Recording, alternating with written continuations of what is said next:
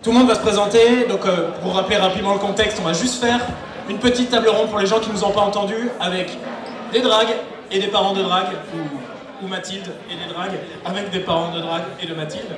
Et on va juste faire un petit tour de table très rapide, et on va commencer par les mamans. On va commencer par Bettina. Bonjour Bettina, comment t'appelles-tu? Bettina. Ah, Bettina, quel âge as-tu Bettina? 16 ans. Ah, qui es-tu Bettina? Je suis la petite sœur de César le placenta. Est-ce que tu peux pointer du doigt César? César, voilà, merci. Bonjour Nathalie, dis Natou ou Natoche? Nathalie, oui, c'est bien. Vous êtes la maman de César? Oui. C'est ça? Vous pouvez le pointer du doigt pour que tout le monde voit? Non, c'est bon? Anne, bonjour Anne. Bonjour. Vous êtes la maman de Mathilde ou de Marc Chouin? Dans les milieux, on dit comme ça? De Mathilde, oui. Et bonjour Patricia. Bonjour. Vous êtes la maman de Hugo. C'est ça. Je me suis pas trompé, c'est déjà formidable. Et de l'autre côté, on va les laisser se présenter eux-mêmes. Ah oui, tu commences. C'est vrai, mais je vous le passe. Eh bien, moi c'est Hugo, ou Le Châtelain ce soir, et là on m'entend mieux. Du coup, moi c'est Le Châtelain ce soir et Hugo en civil, et je suis du coup Club Kid depuis quelques mois maintenant. Et moi du coup c'est le placenta, je suis drag queen depuis, ça va faire 2 ans en novembre. Du coup voilà, on parlera après du passé, et du coup je suis l'enfant de Nathalie et Bettina est ma sœur. Voilà, ensuite, du coup notre petite Marc Chouin. Ouais, c'est Mathilde. Je sais pas ce que je fais là, mais je suis là. Parce que techniquement, je suis pas vraiment une drague. Voilà, je sais pas quoi rajouter de plus. Quel âge as-tu Mathilde? Ah ouais, j'ai 22 ans. Super, tu es jeune. Très bien. Eh ben, on va commencer avec les mamans et les sœurs. Et je vais vous poser des questions assez générales, assez ouvertes. Ça va être très bien, vous allez voir. Alors, le micro fonctionne? Bonsoir. Il fonctionne très très bien.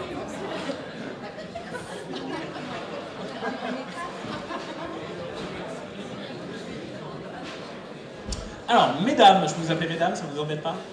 Très bien, parce que c'est une question qu'il faut poser maintenant, on va se faire huer. Comment vous avez découvert que vos enfants faisaient du drag? C'est une question ouverte. Bah, il me l'a dit, c'est tout. Il vous a dit clairement, écoutez maman, écoutez maman, il vous voit, écoutez maman, je fais du drag. Oui, je dis ah, bon, c'est bien. Voilà, plus près de vous. Et vous avez déjà assisté à un de ces shows? Oui. Il vous a invité, vous y êtes allé de vous-même? Bah, c'était ici, le premier, au mois de juin. Oh, bah, oui, pour le premier après-midi queer. Oui. Anne? Alors Anne, c'est un peu particulier parce que c'est la maman de Mathilde. C'est ça. C'est pas du tout particulier finalement, mais...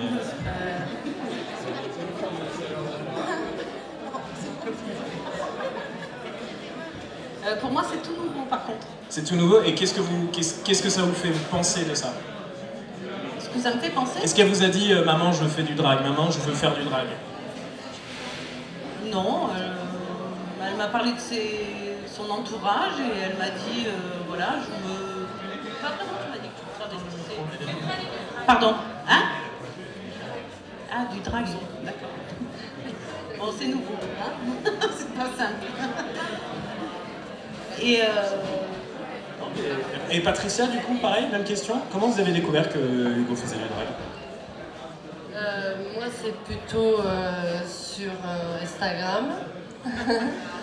C'est découverte petit à petit, il ne l'a jamais franchement dit, je l'ai un peu découvert, mais c'est vrai que je laisse toujours libre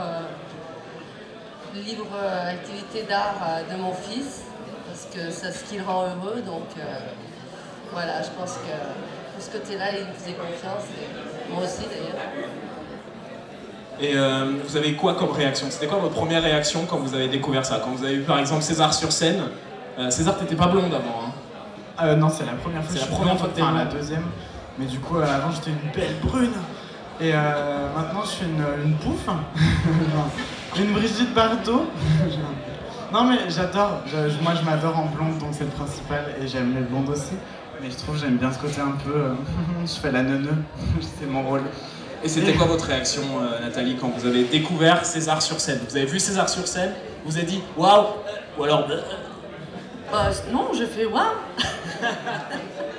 C'est de l'émotion quand même. Et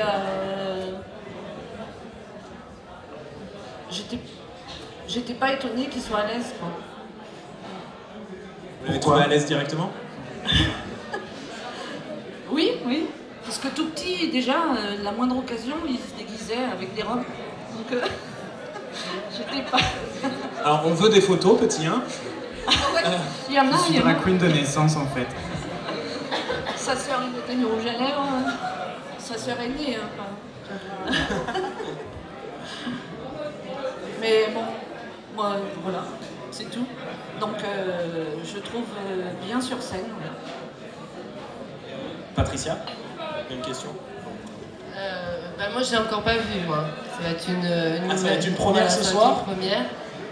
Et moi, ça m'a un peu plus surpris parce que Hugo n'était pas enfant, était un petit garçon, voilà, quoi, il se déguisait pas, il jouait aux voitures. Donc c'est vrai qu'après l'évolution de ses 16 ans, chaque chose a son, enfin, ça a été une étape à chaque fois. Et là, celle-ci, c'en a une autre. Mais bon, c'est surprenant au départ. Il faut accepter. Parce que ça fait combien de temps que vous avez appris ça? Que vous avez vu ça, ses transformations? Là, il n'y a pas longtemps, pas un an, hein, c'est le début d'année, je crois. Non, ouais, j'ai démarré quand même en juin à peu près, ouais, c'était ça. Ouais. Mais quoi, oui, voilà, ma mère aussi, elle l'a appris un mois après, quoi. Si la période où tu étais à Paris, tu commençais déjà un peu à t'habiller, un peu plus... Ouais, à Paris, oui. Mais je faisais pas encore de club kid à Paris, mais... Non, ouais. mais du façon coup, de non. t'habiller changeait déjà. Ouais. Oui, ça a commencé à m'apporter mes influences, et, mais du coup... J'ai pas eu de choc, mais ça a été petit à petit. C'est clair, Donc, oui. après, voilà. Vous avez découvert ça par hasard sur Instagram? Oui, en fait, il m'en parlait un peu de ce qu'il faisait, de ce qu'il aimait faire et tout ça, qu'il se déguisait. Mais après, quand j'ai vu sur les photos sur Instagram les déguisements, c'est vrai que là, on se dit, ouais, c'est quand même, ouais, c'est plus du drag que du déguisement. C'est plus pro. Après, voilà, après c'est... bon, comme il est dans un milieu un peu artistique et tout, moi, ça me choque pas. C'est une découverte, après, il faut y accepter. Et puis, du moment où on le voit heureux, il n'y a pas de raison d'avoir un sujet tabou. Et voilà. vous saviez quoi du drag avant? Pas grand-chose. Pas grand-chose? Non. Vous aviez des idées, des stéréotypes? Non, j'ai jamais eu de jugement de toute façon. Après, c'est une passion pour chacun, je pense. Et voilà, je trouve ça... j'ai toujours trouvé ça très beau parce que j'ai connu, par rapport à d'autres personnes, ce genre de choses. Donc ça m'a jamais surpris. C'est de l'art, voilà, c'est du spectacle en premier lieu.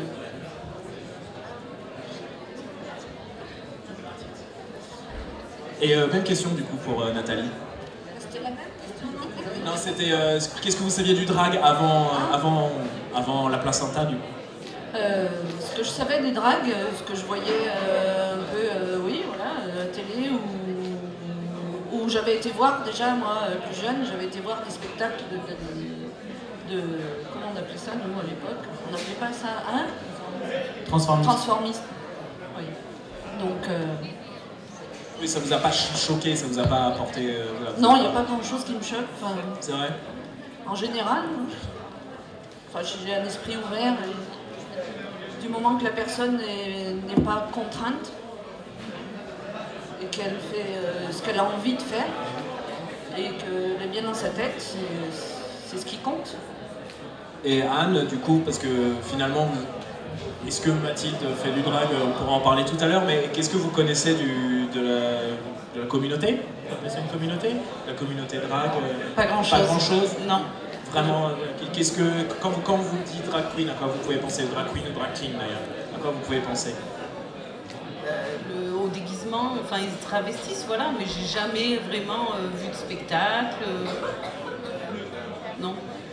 Ça va être votre première fois aussi ce soir? Oui. Mais c'est pas votre première fois, Patricia. En tout, ça va être très très bien, vous allez voir. J'espère, oui.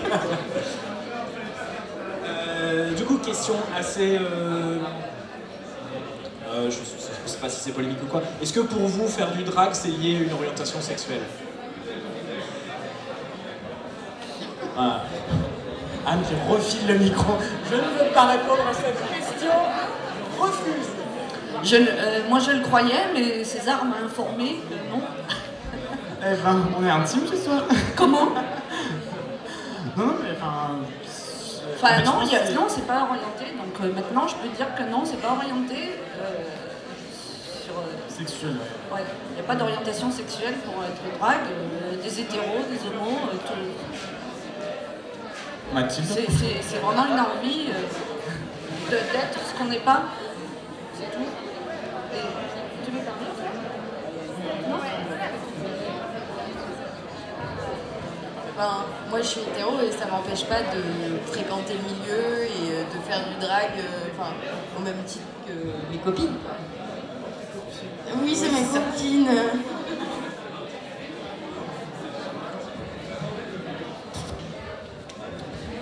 En fait, je me suis jamais vraiment posé la question. Donc, non, je pense plus que c'est, ouais, comme elles disent, plus un spectacle, se travestir. Pas forcément être homo pour faire ça. Donc, après, je pense quand même qu'il y a une majorité, une majorité homo quand même. Mais il y en a quelques personnes hétéros qui pour eux est un besoin aussi de se déguiser et de nous envier en tant que femmes.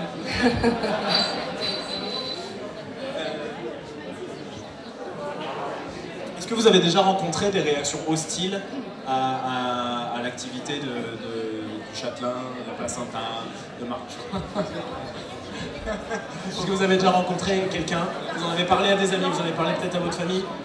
Ça s'est su. Est-ce que vous avez déjà rencontré des réactions hostiles par rapport à ça, par rapport au regard des gens, par rapport à tout ça? Surtout, vous avez déjà vu César en performance, vous avez déjà vu des réactions un peu négatives par rapport à ça?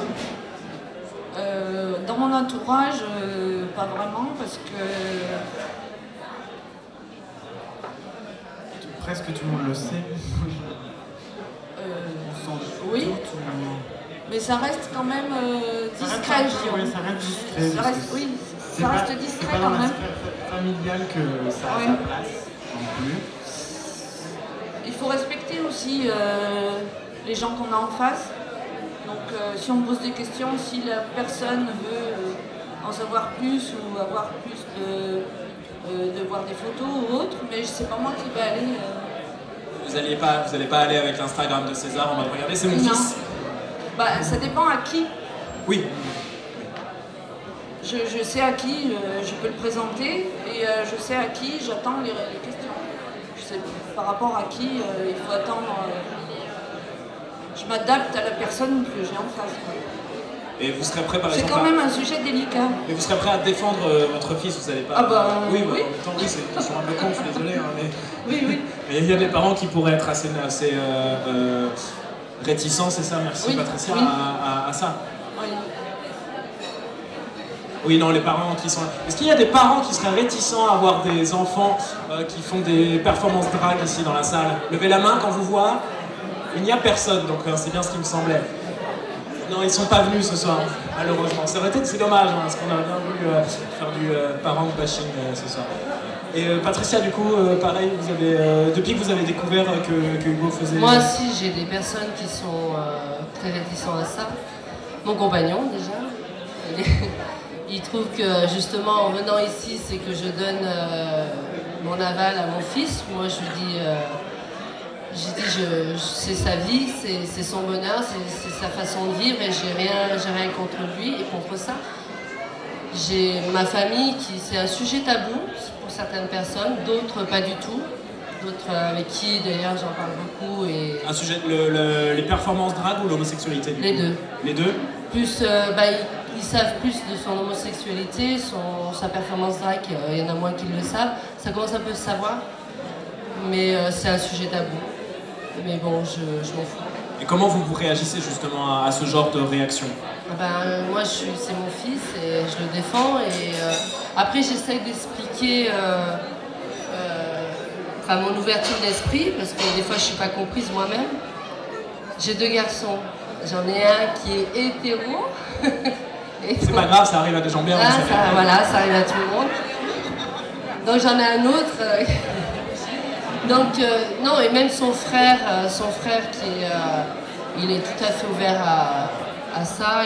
Il a rien contre ça, au contraire, il voit son frère heureux comme ça. Pour lui, c'est... Il est beau ton frère? Bien sûr qu'il est mignon. J'ai 2 magnifiques garçons. Quelle question? Une question quoi, demander à une maman quand même. Et justement, c'est quoi le conseil que vous donnerez à une maman, à un papa, à un parent qui aurait un fils ou une fille d'ailleurs, qui fait des performances drag et qui pourrait rencontrer des réactions hostiles, des réticences, ce genre de réactions? Même une maman ou un papa qui réagit mal, qu'est-ce que vous pourrez lui donner comme conseil? Moi j'ai du mal à comprendre ces personnes-là parce que... Et les personnes réticentes? Voilà. Oui, pas les dragues. Parce que c'est mon enfant, c'est ma vie et je donnerai ma vie pour mon enfant, pour mes enfants. Quelle que soit leur direction sexuelle ou leur direction artistique, voilà, du moment, moi comme je leur ai toujours dit, moi je ne redirai jamais mes enfants pour leur vouloir, ce qu'ils font dans leur vie, à part bien sûr l'extrême violence ou quoi que ce soit, ça c'est autre chose, mais quand c'est du bonheur, quand c'est leur joie, quand c'est leur bonheur à eux, on peut que être fier d'eux. Donc j'arrive pas à comprendre des parents qui puissent tourner le dos à leur propre enfant. Pour moi, j'arrive pas à concevoir ça. Même question, Nathalie? Leur donner des conseils. Même pas un conseil, mais qu'est-ce que vous pourriez dire à quelqu'un qui serait réticent à ça? Quelqu'un, ok, mon fils vient de... tu zappes, toi? Je sais pas si on peut avouer. Toi, tu zappes? Oui, c'est dommage. Je dirais que c'est dommage pour eux. Vous frappez direct Non. J'attends ça. 5 minutes oui, et c'est bon. C'est dommage pour eux parce qu'ils ne profitent pas de leur enfant. Donc, nous on a le cas, parce que son père n'est pas du tout. De manière générale ou juste le drag? Général. En général. Mais le drag ça aide pas, c'était le... tu creuses. Ouais. Tu vas encore plus loin. Lui parler c'est pas la peine parce que non.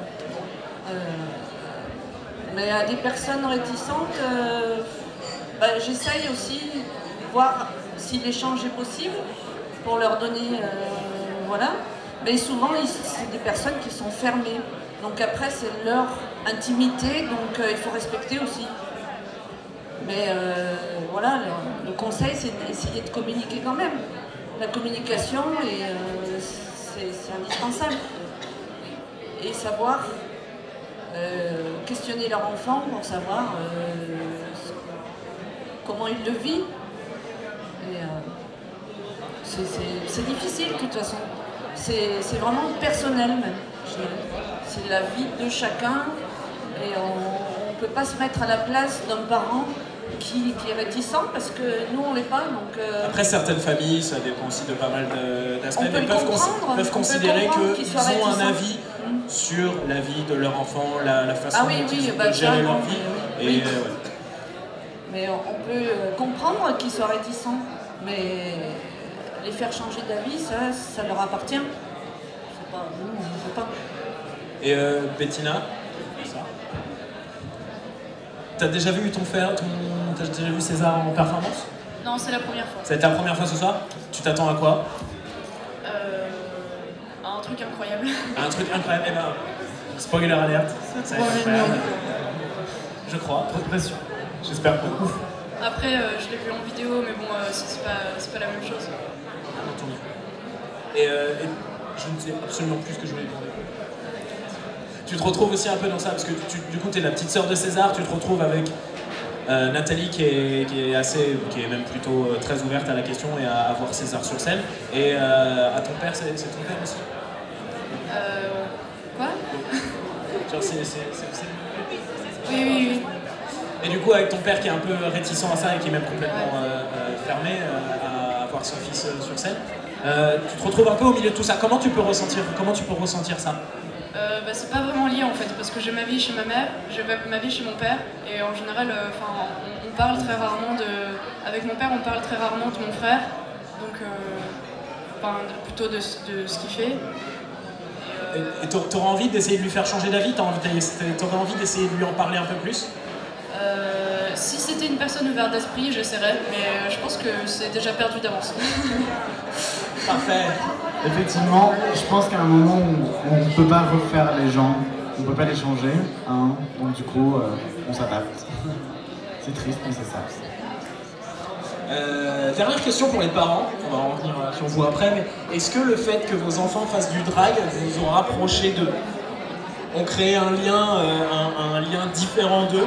Par exemple, un lien différent que vous pouvez avoir avec Bettina, un lien différent que vous pouvez avoir avec votre autre fils. Vous avez d'autres enfants? Voilà. Un lien différent avec vos autres enfants? Non, pas du tout. Pas du tout? Un lien différent, ou un lien plus privilégié en tout cas? Non, pas forcément. Vous n'êtes pas obligé de mentir. Non, bah non, non, non. Non, non, c'est... Non, il y a Dans pas les de... cas, je pense que c'est différent parce qu'on est des personnes différentes. Enfin, voilà, du coup, c'est le lien, mais est-ce que le fait que je sois dans le milieu de drague, je suis pas sûre que ça rajoute une valeur ajoutée. Ah non, pas du tout. C'est Mathilde. C'est pareil, voilà. Non, mais ça ne change rien à ce que je ressens pour ma fille. Et, non, on voit qu'elle s'éclate et qu'elle aime ce milieu, qu'elle aime son entourage beaucoup. Donc, elle est heureuse, c'est l'essentiel. Et en tout cas, est-ce que vous avez peut-être eu l'impression de mieux la connaître? De mieux connaître votre fils, de mieux connaître votre fille? J'ai toujours été assez transparente avec vous quand même. Voilà, exactement. Elle nous a jamais... Non, mais dans le sens où je leur ai toujours dit ce que j'appréciais ou ce que je faisais. J'ai jamais trop caché des trucs à mes parents, tu vois. Même dans l'adolescence, même si j'ai fait des conneries, ils ont fini par le savoir. Et c'est moi qui leur ai dit, tu vois. Ils l'ont pas appris ou... je pense que ça t'a pas étonné que je dise que je traîne dans le milieu drague et... Non, même... ouais, non, je la vois bien là-dedans, voilà. Je la sens bien. Je trouve que ça appartient... Enfin, je la reconnais dans ce monde-là. Et du coup, même question pour Nathalie. Est-ce que ça vous a donné l'impression d'avoir un lien privilégié avec César? Bah, privilégié, non, mais différent. Privilégié, oui. mais en tout cas différent, Oui, ouais, c'est ça. Oui, oui, parce que il n'aborde pas les choses de la même manière. Enfin, Je pense qu'on s'est rapprochés. Bah, tu me fournis du maquillage, tu me fournis des tenues. oui. Oui, je ne pas Tu m'aides bien, les tailleurs dans lesquels je peux plus rentrer. Voilà. Moi, je les prends. Mais oui, je pense que ça a changé quelque chose. Je sais pas si c'est en bien ou en mal, mais il y a un petit côté différent où du coup, il y a un petit côté de copinage qu'il n'y avait pas forcément avant. Comme... Bah, pour toi, peut-être. Oui, enfin, moi je donne mon avis. Mais non, oui, on a une relation enfin, pour moi, c'est une relation pour moi de mère et fils, quoi. C'est tout. Et même question pour Patricia, du coup, est-ce que vous avez à peu près le même âge avec ton frère? Non, ils ont 3 ans d'écart. Ils ont 3 ans d'écart. Il est plus jeune Mathis est plus jeune. Alors moi j'ai toujours, j'ai vraiment le même amour pour mes 2 enfants, vraiment. Mais c'est vrai que c'est différent parce qu'ils ont 2 caractères différents. Et Hugo, c'est depuis petit, il a toujours été très très proche de moi, on a toujours été très très complices. Et c'est vrai que il est plus éloigné de moi parce qu'il est sur Lyon et moi je suis vers Grenoble, donc on se voit moins, mais on s'est souvent au téléphone, plus confident, toujours été très très confident Hugo, parce que Mathis est beaucoup plus fermé, beaucoup plus secret. Et c'est vrai qu'on a plus d'affinité tous les deux et c'est peut-être plus maintenant parce que je veux plus le protéger par rapport à ce qu'il fait maintenant et du fait de son homosexualité et tout ça, que les autres, il y en a certains qui n'acceptent pas. Et donc je vais être beaucoup plus protectrice envers Hugo, c'est vrai. Vous pensez que Mathis aura peut-être plus de facilité à... Mathis est beaucoup plus facile pour lui. Donc, et je les aime tous les deux pareil. Mais Mathis va beaucoup plus me protéger lui que moi je vais protéger plus Hugo. Et il protège beaucoup son frère aussi. C'est vrai. Voilà. Eh bien merci, on va passer à vous, mesdames. Mathilde,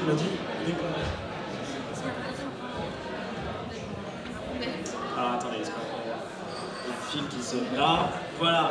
Alors, Hugo, bonjour Hugo, le châtelain. César, le placenta, c'est bien ça. Et Mathilde, bonsoir Mathilde. Bonsoir. Super. Des petites questions pour vous, des questions assez générales sur le drag. Qu'est-ce que pour vous, on va prendre séparément, c'est quoi votre définition du drag? Alors moi c'est un cas un peu... Ouais, je vous prends un peu de cours, hein, je suis désolé. Ouais, mais grave. Mais si vous avez préparé dans votre cœur. On en parle tout le temps, ça va. Mais oui, du coup c'est un cas un peu particulier parce que je suis pas formellement drag queen, je suis plus ce qu'on appelle un club kid. Tu peux nous expliquer la différence? J'ai appris ça tout à l'heure, personnellement. Alors moi, la différence c'est plus une définition personnelle peut-être, mais c'est plus par rapport à ce que je recherche dans la pratique, où pour moi une drag queen va beaucoup s'inspirer du coup des codes de la féminité, se les réapproprier, les réutiliser dans sa pratique. Alors que moi ce que je cherche à développer dans mon travail c'est plus un côté créature et agenré en fait, une espèce d'hybride, sans avoir ces questions de homme ou femme. Et après il y a aussi cette dimension du club où peut-être il y a plus, littéralement du coup l'enfant du club va plus être dans son lieu de prédilection, où on va plus se réapproprier le lieu en tant que tel. Et ça fait peut-être plus partie de la performance pour le club kid, le lieu du club en tant que tel, que pour la drag queen. Enfin, moi c'est comme ça que je l'envisage en fait. Mais du coup dans ma pratique, moi c'est vraiment le côté où je peux oublier ma qualité d'humain en fait, et rentrer dans quelque chose où je suis complètement une extrapolation de ma personnalité, mais qui sort du carquois humain. C'est vraiment du coup une extension. C'est une extension vraiment. Par contre, oui, je vois pas mon personnage, je vois pas le châtelain comme un personnage ou comme une exagération, comme autre chose que moi, mais plutôt une prolongation, quoi, ouais. Un alter ego. Oui, c'est ça. C'était une question. Est-ce que tu as vraiment un lien entre le châtelain et Hugo? Est-ce qu'il y a vraiment quelque chose qui... Il n'y a pas de scission en fait entre le châtelain et Hugo, c'est juste que du coup le châtelain c'est ma personnalité, mais multiplié par 10 000 en fait. Clairement c'est tout ce qui me permet d'exploiter ma créativité à fond et d'être moi-même à fond, quoi.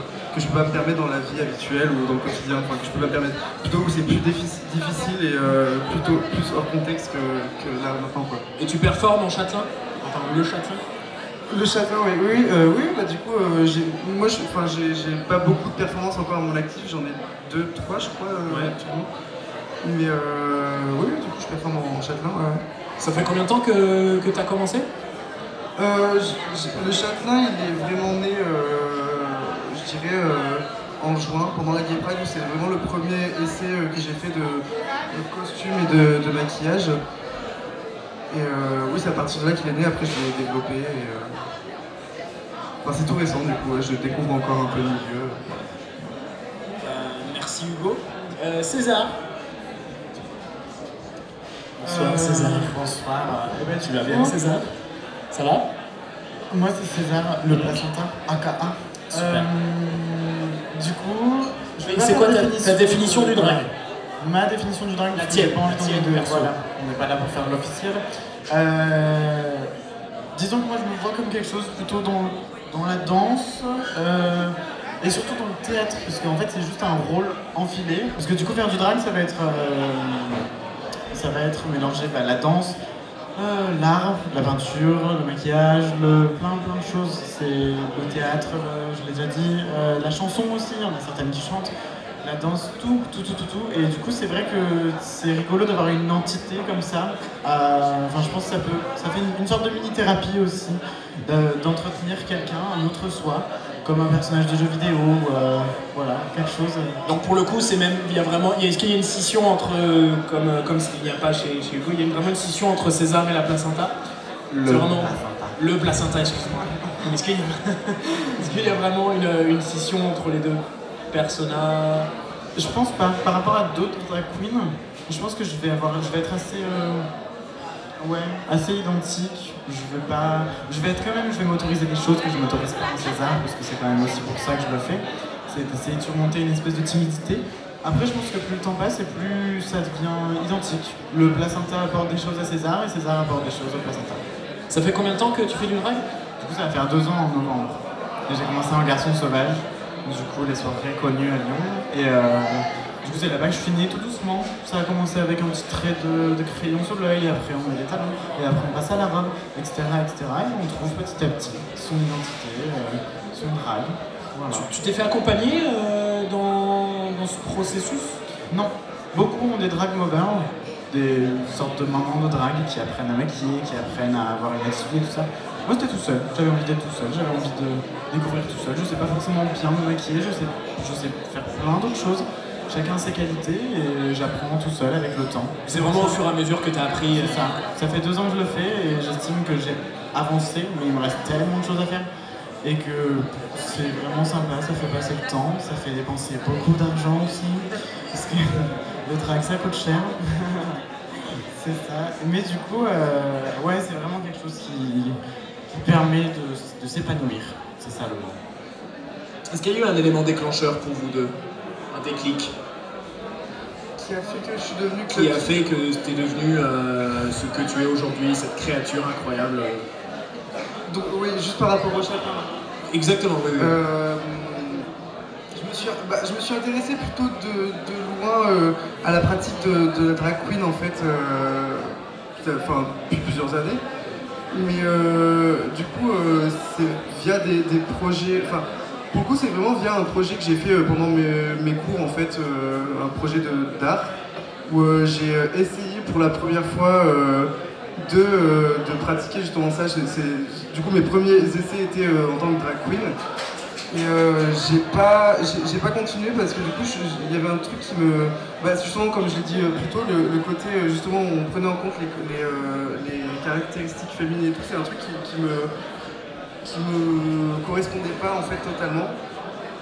Et du coup j'ai découvert en fait le Club Kid après à l'après-midi queer. La première édition c'était ça, ouais. Je les ai rencontrés du coup. Et on va prendre la grosse tête, mais du coup j'ai découvert le Farfadé sur scène à ce moment-là.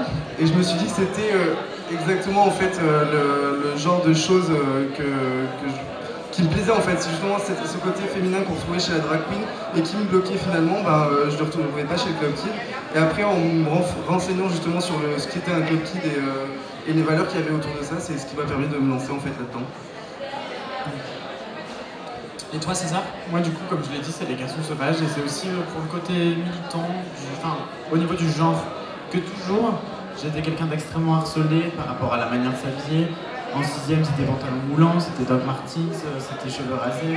Alors que du coup, j'étais là en mode merde, on t'insulte, il y a plein de choses qui vont pas avec toi et du coup j'étais là genre quitte à mettre des pantalons moulants réputés pour les femmes, ok, disons je vais jouer avec tous ces petits codes et puis je vais la remettre dans les gueules des gens qui me le reprochent et du coup ça marche bien là, mon chat.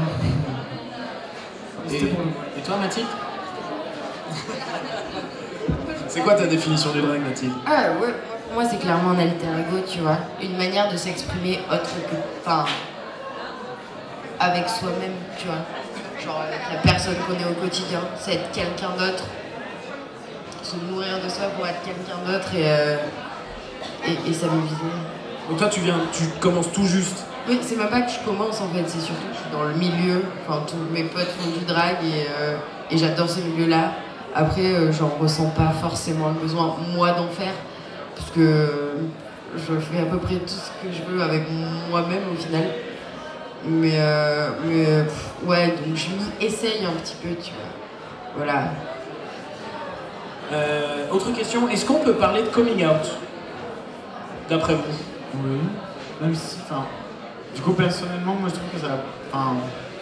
j'ai aucun rapport entre le drag et mon coming out. Mais justement, on a coming out de drag.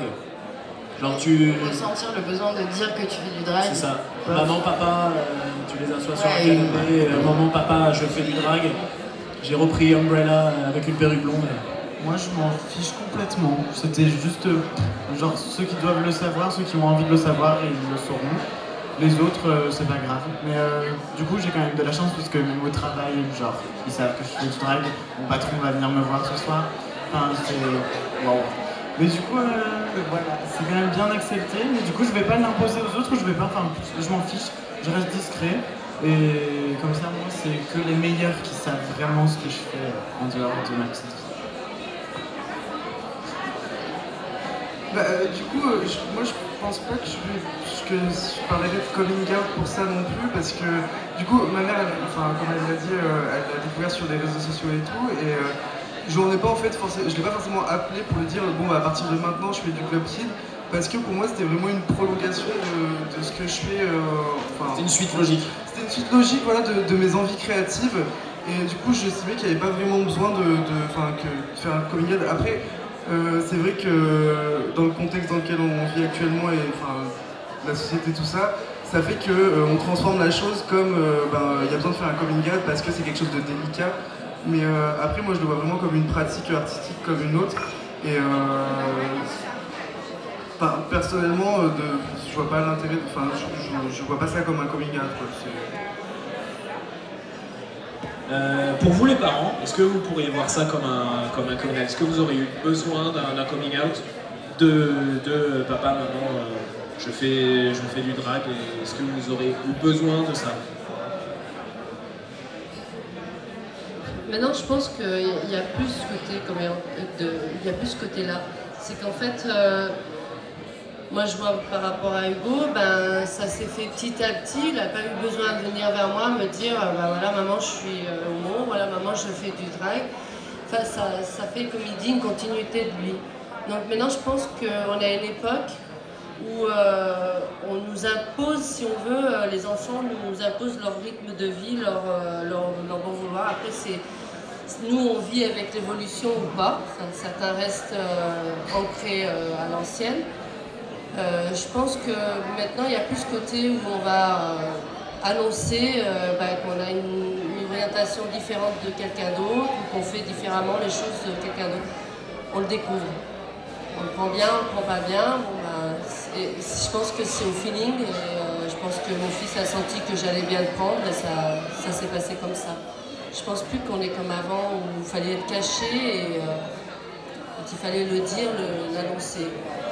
Moi je le vois comme ça. Après, je vous ai vu vous préparer tout à l'heure pendant très longtemps. C'est ça. Vous êtes là depuis quelle heure? On est arrivé à 11h du matin pour essayer de faire la répétition, et on s'est maquillé à partir de 14h. 14h, d'accord. Donc je suis arrivé à 16h, vous étiez déjà bien avancé. Et donc vous êtes préparé pendant 3h, 4h, 5h, sauf Mathilde. Une demi-heure c'était plié. Qu'est-ce qui vous donne aujourd'hui la patience justement de passer 3h, 4h, 5h à vous maquiller pour une performance qui peut durer, qui va durer 1 heure, quelque chose qui peut plutôt durer exactement, qui peut plutôt durer 5 minutes. Qu'est-ce qui vous donne aujourd'hui la patience de faire ça? Je m'y jette. C'est une très bonne question, très pertinente. Merci. Que je saurais peut-être pas y répondre. En fait, je pense que si je vois un tout. Je sais que personnellement, je mise beaucoup sur la tenue. Et du coup, je me dis que quand même le maquillage, ça fait partie de la chose et ça va apporter quelque chose. C'est pas. Oui, mais même la tenue, tu y mets quand même, tu y penses avant, tu la travailles la tenue. Oui, tout est travaillé. Mais après, je pense que chaque drag met en avant quelque chose. Il y en a qui vont bosser à 200% make-up et un peu moins les tenues ou quoi. Je pense qu'il y a quand même une certaine spécialité au niveau des goûts et tout ça. Et moi, je pense que c'est pas forcément le maquillage, mais après, je me dis voilà, autant essayer, autant faire des efforts, autant avoir l'air le plus pro possible, autant tromper, être un trompe-l'œil vivant. Et ça, du coup, c'est assez intéressant et c'est juste un mini challenge avec soi-même. Genre, essayer d'aller plus loin, essayer d'apprendre de plus en plus. C'est ça. Alors, moi, je vois les choses de manière assez similaire avec César, mais j'ai un peu du mal avec ce truc. Mais je rajouterais aussi qu'il y a une dimension aussi par rapport à autrui plutôt qu'à soi-même. Il y a ce côté où moi je suis assez content justement quand je vois en face de moi l'émerveillement des personnes par rapport à ce qu'on fait, nous, notre petit groupe là de 6-7 quoi. Et je trouve ça vaut vraiment le coup en fait de se donner, de mettre des heures à passer faire un maquillage. Et pourtant, genre, si vous êtes à côté de nous en train de nous maquiller, Dieu sait qu'on râle de ouf et que c'est insupportable la plupart du temps pour nous de le faire.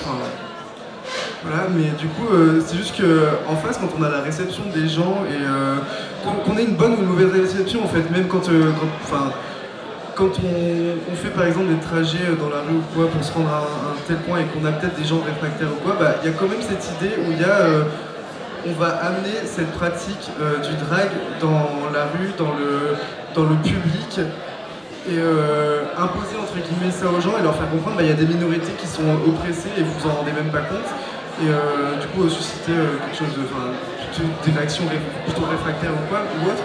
Mais voilà, dans le sens où juste le bon retour ou le mauvais retour, c'est ça qui me motive en fait à maquiller, à faire ça et qui peut être un vecteur qui fait que je peux mettre des heures sur mon maquillage juste pour susciter une réaction chez autrui et avoir un échange en fait.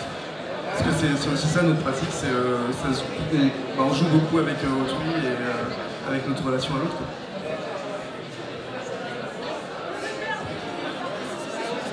Et on va faire une petite dernière question. D'après vous, qu'est-ce qu'il faut des prédispositions pour faire du drag?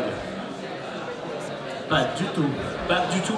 Alors s'il y a un truc que tu peux faire, bon, si, un peu d'argent quand même, parce que tu vas pas faire... t'es obligé d'avoir quand même une matière première et un peu... ta matière première, ce sera ton imagination, mais si tu te donnes pas les moyens, tu pourras pas l'exprimer. Je sais pas si moi je m'exprime bien, mais du coup vraiment c'est de... Tu peux avoir, c'est ça qui est vraiment cool, c'est que tu peux jouer avec ta corpulence, tu peux jouer avec un atout, tu peux jouer avec quelque chose qui t'a extrêmement complexé pendant longtemps. Tu peux essayer vraiment de jouer avec tout ce que tu veux, et c'est ça qui est, c'est illimité, c'est une créativité sans fin. Donc je pense que vraiment tout le monde peut faire du drag, il n'y a pas de prédisposition. Après c'est juste, voilà, faut que tu aies envie. Si jamais on t'impose de faire du drag, non, papa, je pense que c'est une question. Mon fils, tu feras du drag. Fils, tu feras du drag. Une drague queen. Et toi Hugo? Je suis d'accord aussi, il n'y a pas du tout de qualité formelle à avoir pour faire du drag. Et je trouve que justement, vu qu'aujourd'hui la pratique du drag ou même plein d'autres trucs, on est vachement sur la performance et sur le côté show, spectacle, en mettre plein les yeux. Je pense que ça peut faire peur à certaines personnes qui sont peut-être un peu plus réservées de nature ou qui veulent pas monter sur scène ou quoi. Mais sauf qu'en fait le drag, faut se dire que c'est pas systématiquement monter sur scène, faire des shows ou être complètement... on peut être réservé et faire du drag. Il faut juste voir ça comme un moyen d'expression qui est accessible à tout le monde. Et c'est vraiment quelque chose qui est très personnel et qu'on se réapproprie et qu'on réutilise en fait. Donc on peut pas dire qu'il y a des qualités spécifiques à avoir. C'est juste que voilà, aujourd'hui, quand on voit des trucs style RuPaul, tout ça, on se dit ouais, faut être au top du top niveau maquillage, un truc super lissé, avoir des skills de maquillage du coup, ou savoir danser, ou savoir faire des performances, ou alors être super drôle et beugler tout le temps. Alors que non en fait, c'est vraiment une pratique très personnelle et il n'y a pas du coup de qualité à avoir pour faire. Merci à tous, merci à vous déjà de nous avoir écoutés. Merci Bettina, merci Nathalie, merci Anne, merci Patricia, merci Mathilde, merci César, merci Hugo.